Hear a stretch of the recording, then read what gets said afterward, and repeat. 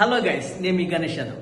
ఈ ఫోటోలో ఈ వీడియోలో కనిపిస్తున్నటువంటి లక్షణాలు మీ పత్తి చేనులో ఎప్పుడైనా చూసారా? ఇది ఎందుకు వస్తుందో తెలుసా? ఎప్పుడైనా గమనించారా?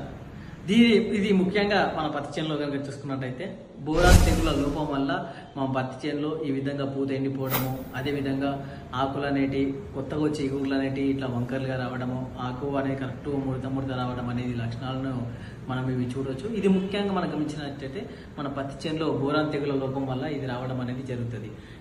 ఇటువంటి తెగులను మనం అబ్జర్వ్ చేసినప్పుడు ఏం చేసుకోవాలంటే, మనం పిచికారీ చేసేటప్పుడు అంటే పురుగుల మందు కానీ లేదంటే ఫర్టిలైజర్స్ కానీ తెగుల మందు ఏదైనా పిచికారీ చేసినప్పుడు ఏం చేయాలంటే దాంట్లో వాటితో పాటుగా ఈ బోరాన్ని మనకు మార్కెట్లో బోరాన్ అనేది పాలిబోరాన్ రూపంలో అవైలబుల్ ఉండడం జరుగుతుంది. ఇది 1 లీటర్ నీటికి 1 గ్రామ్ చొప్పున కలుపుకొని పిచికారీ చేసుకున్నట్టయితే ఇటువంటి లక్షణాలను మనం తగ్గించుకోవడానికి ఆస్కారం ఉంటుంది.